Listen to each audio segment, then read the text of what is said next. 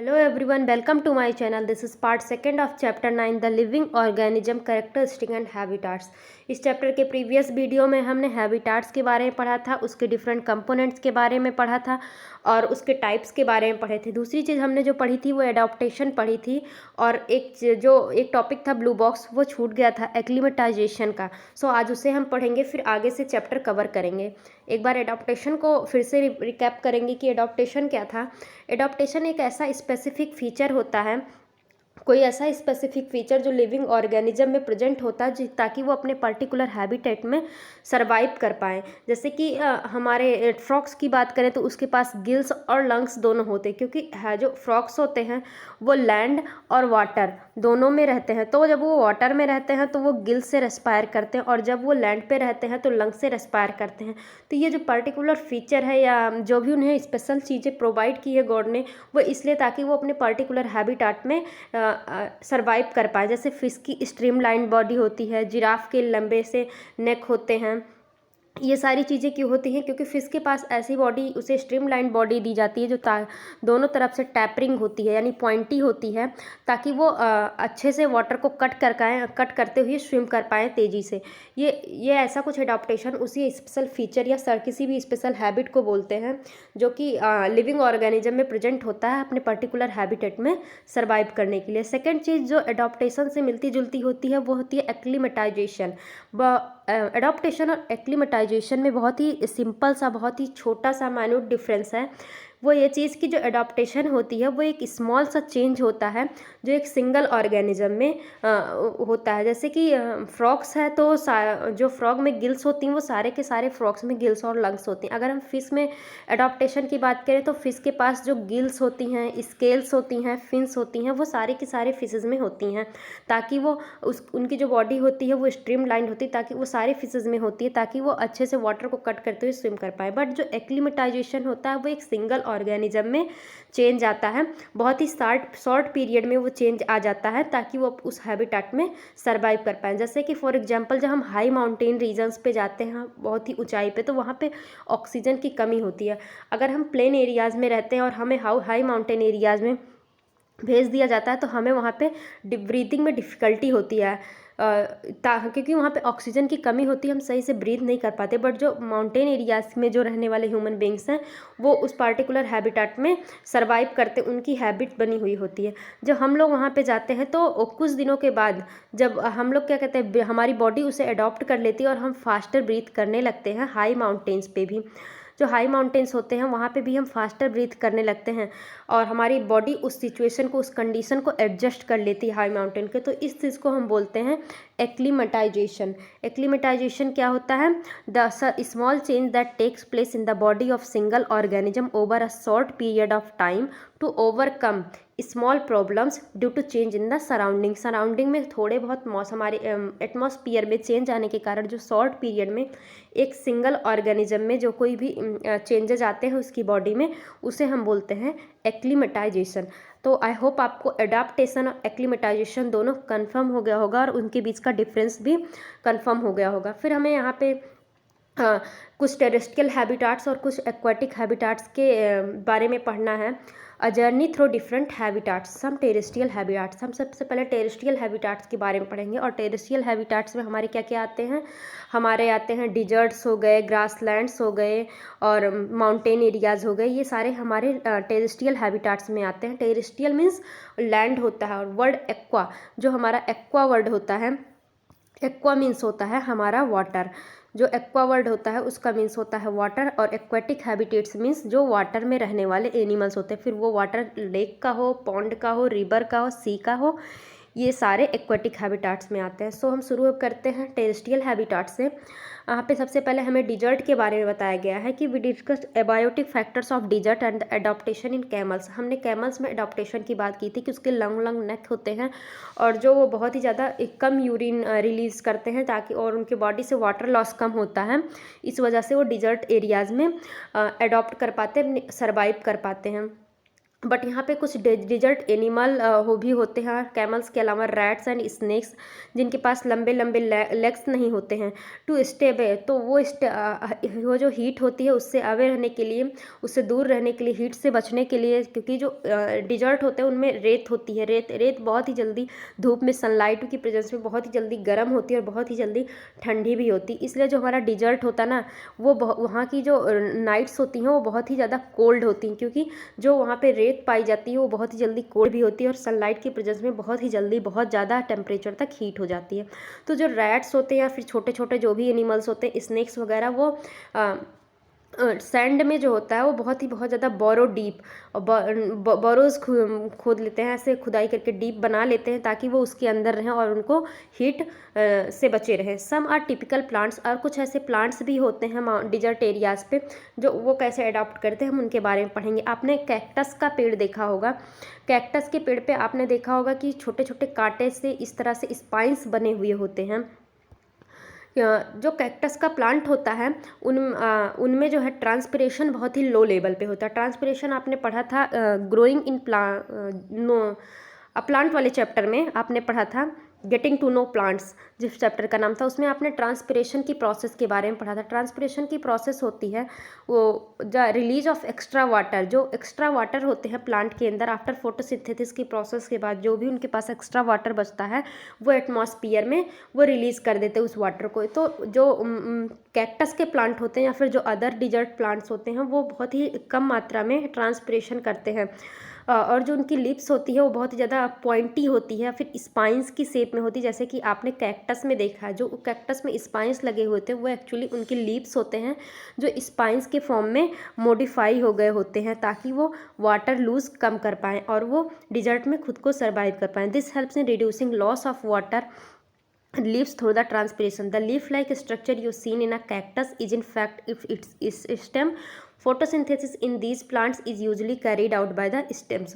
तो जो कैक्टस का प्लांट होता है उसमें जो स्पाइंस लगे हुए होते हैं वो एक्चुअली इसके लीव्स होते हैं, और फोटोसिंथेसिस की प्रोसेस कैक्टस के प्लांट में स्टेम्स करते हैं। आपने पढ़ा था ना कि फोटोसिंथेसिस प्लांट का अपना खाना कहाँ पे बनाते हैं, लीव्स में बनाते हैं, बट जो डिजर्ट में जो कैक्टस का प्लांट होता है वो उसका खाना स्टेम में बनता है। स्टेम इसकी कैसी होती है, वैक्सी होती है और लेयर में होती है, जिससे वो क्या कहते हैं retain water in the tissue of cacti के पास एक स्पेशल टिश्यू होते हैं। आपने सेल के बारे में पढ़ा था ना, बॉक्स में छोटे से सेल के बारे में पढ़ा था या नहीं, आपने नहीं पढ़ा। जो हमारी बॉडी होती है वो छोटे छोटे सेल्स से मिलके बनी हुई होती है, जैसे कि दीवार होती है वो ईंट से मिलके बनी हुई होती है, कई सारी ईंट से, वैसे हमारी बॉडी कई सारी सेल से मिलके बनी है। और जो सेल्स के ग्रुप होते हैं, ग्रुप ऑफ सेल्स, जो ग्रुप ऑफ सेल्स होते हैं उनको हम बोलते हैं टिश्यू। तो उनके पास कुछ स्पेशल टिश्यू होते हैं जो वो वाटर को रिटेन करने में, वाटर की क्वांटिटी मेंटेन करने में हेल्प करते हैं। और जो डिजर्ट प्लांट होते हैं उनकी जो रूट्स होते हैं ना वो बहुत ही नीचे तक, बहुत ही डीप जाती हैं ताकि वो सॉइल से वाटर एब्जॉर्ब कर पाएँ। तो ये हो गया कि जो डिजर्ट में प्लांट्स होते हैं वो कैसे अडॉप्ट करते हैं, उनकी लिप्स जो होती हैं वो पॉइंटी होती हैं या फिर स्पाइंस निकले हुए होते हैं या फिर पॉइंटी होती है, ताकि वो ट्रांसपिरेशन की प्रोसेस के थ्रू बहुत ही कम वाटर लूज़ कर पाएँ। और उनकी जो रूट्स होती हैं वो बहुत ही ज़्यादा डीप में होती है ताकि वो सॉइल से वाटर एब्जॉर्ब कर पाएँ। तो ये हो गई डिजर्ट एरिया की बात। अब हम पढ़ेंगे माउंटेन रीजन को। These habitats are normally very cold and windy. Mountain area का एटमॉस्फेयर कैसा रहता है, विंडी रहता है, हवाएं चलती रहे, बहुत ही ज़्यादा ठंड होती है, वहाँ पे स्नोफॉल भी होती है। There is very large variety of plant and animals live in mountain region. Mountain region में बहुत ही ज़्यादा वैरायटी के प्लांट्स और एनिमल्स रहते हैं। अगर हम माउंटेन रीजन की आप देखने जाएंगे तो वहाँ के जो ट्रीज़ होंगे आप उन पर एक बात नोटिस करेंगे कि वहाँ के ज़्यादातर ट्रीज़ किस शेप में होते हैं, कोन की शेप में होते हैं। उनकी जो ब्रांचेज होती हैं वो स्लोपिंग होती हैं। अगर एक, जैसे कि ये ट्री है, ट्री की एक ब्रांच, दो ब्रांच, तीन ब्रांच इस तरीके से गई रहती ताकि वो कोन का स्ट्रक्चर बना पाए। जैसे कि आप इस फिगर में देख रहे हैं माउंटेन रीजन के प्लांट्स इस तरह से कोन के शेप में होते हैं, कोन के शेप में होते हैं। These there could be trees with shape very different from these that are also present on mountains. They may have different kind of adaptation to survive on the mountains. अब mountains में भी जो plants पाए जाते हैं वो plant to plant very करते हैं कि वो अपने आप को कैसे उस हैबिटेट में कैसे वो अडॉप्टेशन कर पा रहे हैं, सर्वाइव कर पा रहे हैं। एनिमल्स लिविंग इन द जो हाँ, और जो माउंटेन रीजन के प्लांट्स होते हैं उनकी जो स्लोपी ब्रांचेज होती है वो क्यों होती, और जो उनकी वो ब्रांचेज होती हैं वो स्लोपी होती हैं, और जो लीव्स होती हैं वो नीडल लाइक होती हैं, नीडल लाइक इस तरीके से होती हैं ताकि जो उन पे स्नोफॉल हो या फिर रेन वाटर, क्योंकि वहाँ पे रेन बहुत ज़्यादा होती है, स्नोफॉल भी होता रहता है। आप अगर उत्तराखंड जैसे माउंटेन एरियाज़ में देखते होंगे स्नोफॉल कंटिन्यू रहता है, तो इस वजह से उनकी जो लीव्स होती हैं वो नीडल लाइक होती है ताकि जो स्नो पड़े उन पर वो आसानी से स्लाइड कर जाए, सरक गिर जाए नीचे और उन पर ना रहे।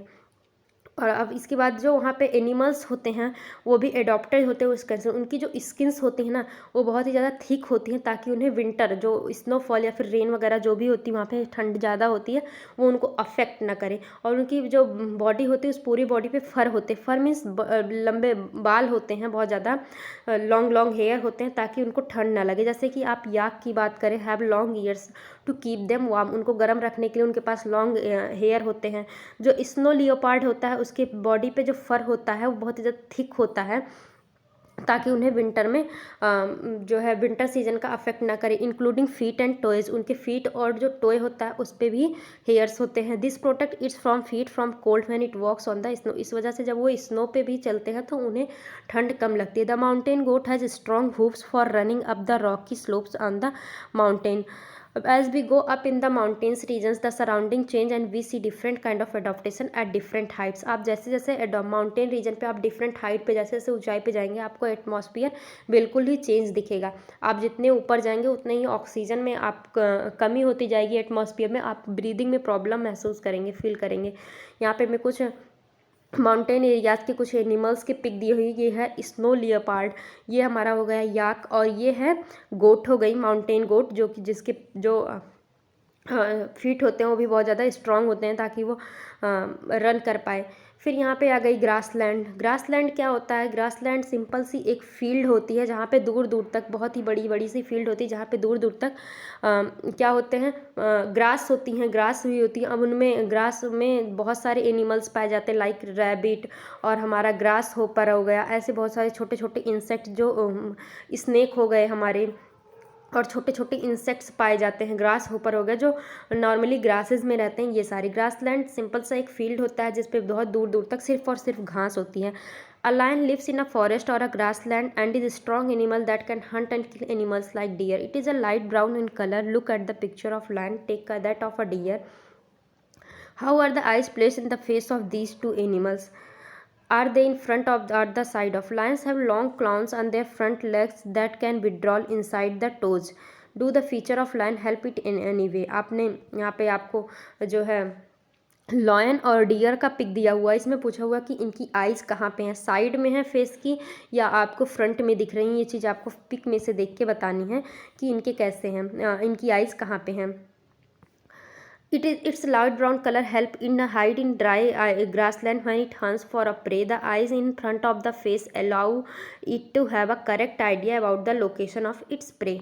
तो यहाँ पे इनका जो डार्क ब्राउन कलर है, सॉरी हाँ, जो इनका कलर है लाइट ब्राउन, वो क्या होता है जब ग्रास लैंड में, जैसे कि ग्रासेस होती है ना, जैसे हमारे लीव्स होते हैं पेड़ों में, तो वो सूख जाते हैं, पत्ते गिर जाते हैं पतझड़ में जब, और फिर जब वो जब सीजन आता है तो वो फिर से आ जाते हैं पत्ते। इस तरह जो ग्रास लैंड होती है वो भी ग्रासेस एक टाइम पे ड्राई हो जाती है, सूख जाती है। तो जब इस टाइम मौसम आता है तो इनका जो लाइट ब्राउन कलर है वो उनको छिपने में मदद करता है, जब वो ग्रास लैंड में छिप जाते ताकि वो अच्छे से अपने शिकार को पकड़ सकें छिप के। और दूसरी जो इनकी आइज होती है वो फ्रंट में होती हैं, जिससे कि अपने प्रे जो इनका शिकार हो उसकी लोकेशन का अच्छे से पता लगा सके। A deer is another animal that lives in forest and grassland. Deer भी एक ऐसा एनिमल है जो फॉरेस्ट और ग्रासलैंड दोनों में रहता है। इसके जो टीथ होते हैं वो बहुत ही ज़्यादा स्ट्रांग होते ताकि जो हार्ड प्लांट्स होते हैं उनके जो स्टेम्स होते हैं उनको भी ये उनको भी इनको चबा सके फॉरेस्ट में। A deer needs know to about the presence of predators animals like lion that make its their prey. In order to run away from them and not become their prey, it has long ears to hear movement. और जो dear होते हैं उनके पास long long years होते हैं ताकि वो जो जैसे लॉयन जैसे एनिमल हुए, लियोपार्ड जैसे एनिमल हुए, तो वो उनको भी अपना शिकार बना सकते हैं। वो प्रीडेटर्स से अपने बचने के लिए, यानी जो उनको खा सकते हैं उन एनिमल से बचने के लिए उनके पास जो जो ईयर्स होते हैं वो बहुत ही ज़्यादा लॉन्ग होते हैं, ताकि वो अपने प्रीडेटर्स की मूवमेंट का बहुत अच्छे से बहुत दूर से ही सुनाई पड़ जाता है और वो रन कर जाते हैं। The eyes on the side of its head allow it to look all the. अब जो इनकी डियर की आइज होती है, आप इनको पिक में देखेंगे कि डियर की आइज कहाँ पे है, साइड में है, ताकि ये चारों तरफ अपने चारों तरफ देख सके, उनके प्रीडेटर्स इन पर हमला ना कर पाए। The speed of deer help them to, और जो डियर की स्पीड होती है वो भी बहुत ही ज़्यादा तेज़ होती है, जिससे वो बहुत ही ज़्यादा फास्ट स्पीड में भाग लेते हैं अपने प्रीडेटर्स से बचने के लिए।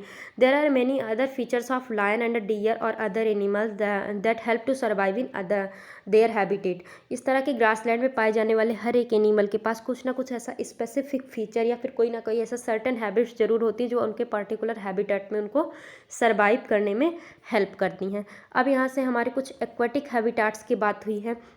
एक्वेटिक हैबिटेट्स में हमारे ओशियंस आते हैं, और हमारे क्या आते हैं, एक्वेटिक हैबिटेट्स में हमारे पॉन्ड्स आ गए, लेक्स आ गए, ये सारी चीज़ें आती हैं। तो जो ओशियंस होते हैं, ओशियंस इनमें क्या होते हैं, इनमें फिशेज होती हैं, जो भी मतलब वाटर के अंदर पाए जाने वाले एनिमल्स होते हैं। ऑक्टोपस, स्टार फिश भी कई टाइप्स की होती हैं। ये सारे ओशियंस में पाए जाते हैं। तो ओशियंस में पाए जाने वाले एनिमल्स को हम क्या बोलते हैं, जो ओशियंस का जो वाटर होता है वो सॉल्टी होता है, और इनमें पाए जाने वाले एनिमल्स को हम बोलते हैं मरीन एनिमल्स। जो ओशियंस में पाए जाने वाले एनिमल्स होते हैं इनको हम बोलते हैं मरीन एनिमल्स, और जो प्लांट्स होते हैं उनको हम बोलते हैं मरीन प्लांट्स। अब ओशियन के अंदर जो भी एनिमल्स पाए जाते हैं, आपने फिशेस के बारे में पढ़ा था कि उनकी बॉडी कैसी होती है, स्ट्रीम्ड लाइन्ड होती है, ताकि वो वाटर को कट करते हुए काफ़ी फास्ट स्पीड से स्विम कर सकें, और इनकी बॉडी टैपरिंग होती है। दूसरे कुछ हमारे वो जो है वाटर एनिमल्स होते हैं जो ओशियंस में पाए जाते हैं, लाइक उनकी बॉडी टैपरिंग नहीं होती है, तो वो सी के बिल्कुल डेप्थ में, डीप में रहते हैं। लाइक जैसे स्क्वाइड्स, यहाँ पे ऑक्टोपस के बारे में बताया गया, इनकी स्ट्रीमलाइन से बॉडी नहीं होती, ये बिल्कुल ओशियन के डीपर यानी एकदम डीप में रहते हैं। It's and catch the prey that moves towards them, जो भी इनके पास शिकार इनकी तरफ आता हुआ रहता है उसको ये कैच कर लेते हैं। दूसरी अगर हम व्हेल की बात करें, तो व्हेल जैसा जो एनिमल, मतलब व्हेल मैमल्स है, तो व्हेल क्या कहती है, उसकी बॉडी बहुत ही ज़्यादा क्या होती है, हैवी होती है, तो वो बहुत ही धीरे धीरे स्विम करती है। बल्कि जो छोटी छोटी फिशेज होती हैं उनकी बॉडी स्ट्रीम लाइंड होती है, और वो बहुत ही ज़्यादा लाइट वेट होती हैं, छोटी छोटी होती हैं, इसलिए वो बहुत ही अच्छा फास्टली मूव कर लेती हैं, स्विम कर लेती हैं पानी में। फिर हमारी बात आती है कि जो वाटर के अंदर जो भी एनिमल्स रहते हैं वो ब्रीथ कैसे करते हैं। तो जो वाटर के अंदर, जो वाटर में हमारे ऑक्सीजन भी होता है, ऑक्सीजन डिजॉल्व होता है वाटर में, तो जो भी वाटर के अंदर रहने वाले एनिमल्स हुई, हमारी फिश हुई, हमारी फ्रॉग हुई, जो भी होते हैं, इनके पास क्या होता है, गिल्स होती हैं, ताकि जो ऑक्सीजन वाटर में डिजॉल्व रहता है उसी से ब्रीथ करती हैं गिल्स के द्वारा। जैसे हमारे पास लंग्स होते हैं, वैसे इन एनिमल्स के पास क्या होता है, गिल्स होती हैं। There are some sea animals like dolphin and whales do not have a gills. They have breathe in air through nostril or a blowholes that are located on the upper part of their head. अब ऐसे ही कुछ animals हैं, जैसे dolphin हो गई, whale हो गई, इनके पास गिल्स नहीं होती हैं। तो ये कैसे, इनके पास नोस्ट्रिल होती है, या फिर उसको ब्लो होल्स बोलेंगे, जो इनके हेड के अपर पार्ट में होती है, और वो उसके थ्रू एयर से ब्रीथ कर पाते हैं। This allows them to breathe in air when they swim near the surface of water. इस वजह से जब वो सरफेस, वाटर की सरफेस पे भी मूव करते, तब भी वो जो है ब्रीथ कर पाते। They can stay inside the water for a long time without breathing. वो वाटर के अंदर बहुत ज़्यादा टाइम तक बिना सांस लिए भी रुक सकती है। They come out of the surface from time to time to breathe in air. Did you ever since this is interesting activity of dolphins in television programme और फिल्म्स ऑन ओशियन लाइफ। आपने dolphins को भी देखा होगा कि सी में ऐसे छलांग मारती हैं, ऊपर से आती हैं फिर नीचे गिरती हैं, तो उस चीज़ के बारे में बताया गया। यहाँ पे क्या है, जो सबसे इम्पोर्टेंट फीचर है वो कि इनकी जो बॉडी होती है वो स्ट्रीम लाइन होती है, मोस्टली सी एनिमल्स के। जिनकी स्ट्रीम लाइन नहीं होती है वो डीपर में रहते हैं, या फिर बहुत धीरे धीरे स्विम करते हैं, या फिर सी की डेप्थ में रहते हैं। सेकंड, इनमें गिल्स होती हैं ब्रीथ करने के लिए, और जब गिल्स नहीं होती हैं, जैसे डॉल्फिन और व्हेल जैसे इन मैमल्स में, व्हेल एक मैमल है तो वो नोस्ट्रिल या फिर ब्लो होल्स जो उनकी हेड पे रहता है उसके थ्रू ये रेस्पायर करती हैं। सेकंड चीज़ हो गया कि जो सी के अंदर रहने वाले एनिमल्स हैं उनको हम बोलते हैं marine animals, MARINE, marine animals. और जो प्लांट्स होते हैं उनको हम बोलते हैं मरीन प्लांट्स। फिर यहाँ पे हमारी बात आती है पॉन्ड्स एंड लेक्स में रहने वाले प्लांट्स या एनिमल्स के बारे में। Have you seen the plants growing in ponds, lake, rivers, ever some drains. आपने तालाबों में, आपने कहीं नहीं तो तालाबों में देखा होगा कि कैसे जो प्लांट्स होते हैं वो तालाब में, वाटर में भी प्लांट्स ग्रो कर जाते हैं। Go on a field trip to a nearby pond if possible and try to observe the kind of plants. आप इस टाइप के प्लांट्स को ऑब्जर्व कीजिएगा। Some of these plants have roots. अब इसमें से जो प्लांट्स होते हैं उनके दो टाइप्स के प्लांट्स होते हैं। आप कुछ प्लांट्स को देखेंगे कि उन तो पानी के अंदर बिल्कुल डेप्थ में रहते हैं और उनकी जो रूट्स होती हैं वो सॉइल से लगी हुई होती हैं, सॉइल में होती हैं।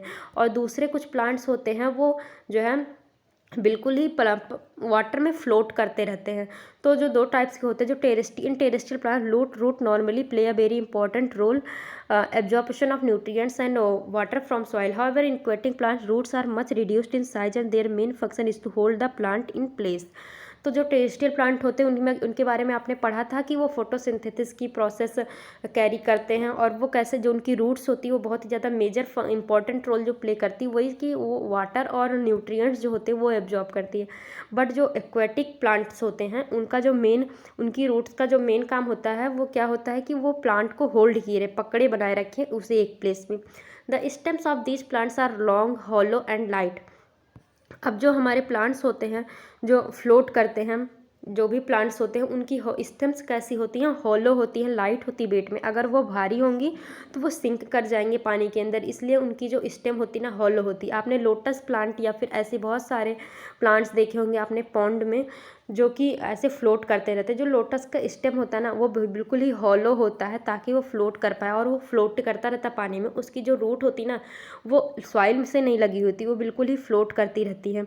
The stem of these plant, the stem grows up on the surface of water. और जो सेकंड थिंग, जो इनकी जो स्टेम्स होती हैं, इनमें जैसे कि हमारे जो टेरेस्ट्रियल प्लांट्स होते हैं उनमें ब्राउन कलर का स्टेम होता है, ग्रीन कलर की लीव्स होती है, उनमें ब्रांचेज निकली हुई होती हैं। सो जो एक्वेटिक प्लांट्स होते हैं इनमें ऐसा कुछ नहीं होता कि कोई पर्टिकुलर ब्राउन कलर का स्टेम होता है। इनका जो स्टेम होता है वो भी ग्रीन ही कलर का होता है। The stem grow up at the surface of water while the leaves and flowers float on the surface of water. ये जो स्टेम होते हैं वो ग्रो करते हैं थोड़ा ऊपर तक पानी के, और जो उनकी लीव्स होती हैं और फ्लावर्स होते हैं वो फ्लोट करते हैं सरफेस, वाटर की सरफेस पे ही रहते हैं। Some aquatic plants are submerged in water, all parts of the plant are under water. अब आपने कुछ ऐसे बहुत सारे प्लांट्स हैं जो वाटर के अंदर जो डेप्थ में पाए जाते हैं, जिनके बारे में हमने आज तक पढ़ा नहीं है। ऐसे भी बहुत सारे प्लांट हैं जो एकदम पानी के अंदर बहुत ही ज़्यादा डेप्थ में पाए जाते हैं, और उनकी जो प्लांट्स होते हैं उनकी जो लीव्स होती हैं वो रिबन लाइक होती हैं या बहुत ही ज़्यादा पतली लीव्स होती हैं, नैरो होती हैं।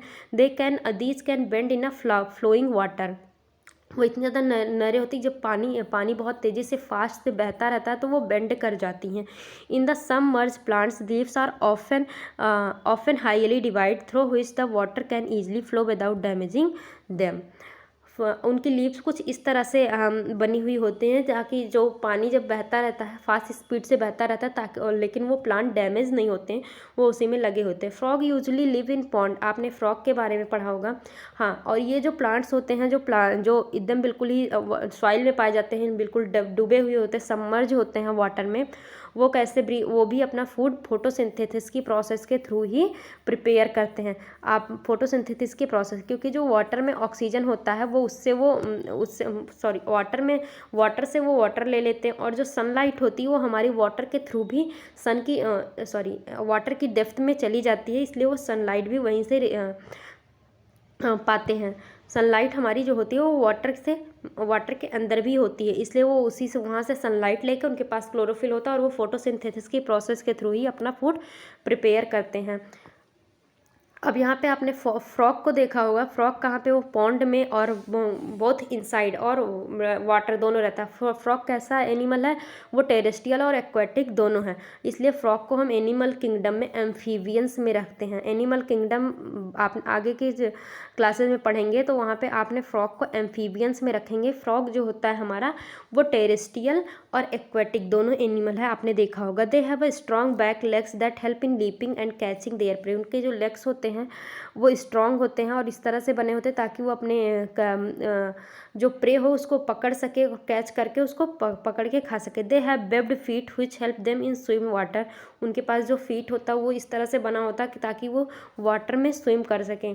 We have discussed only a few common animals and plants compare to the wide variety of different habitats. तो यहाँ पे आपको बताया गया कि आप अगर देखेंगे तो हाँ, एक्वेटिक और टेरेस्ट्रियल दोनों ही हैबिटाट्स में बहुत ही डिफरेंट काइंड के प्लांट्स और एनिमल्स पाए जाते हैं, बहुत ही वाइड वैरायटी में, बहुत ही लार्ज वैरायटी में। अगर आप उन्हें पढ़ने लगे तो बहुत ही ज़्यादा लॉन्ग हो जाएगा, बहुत ही ज़्यादा वास्ट हो जाएगा हमारा सिलेबस। बहुत ही ज़्यादा डिफरेंट टाइप के ऑर्गेनिज्म, हमारे प्लांट्स और ऑर्गेनिज्म जो भी होते हैं सब कुछ पाए जाते हैं लिविंग ऑर्गेनिज्म में।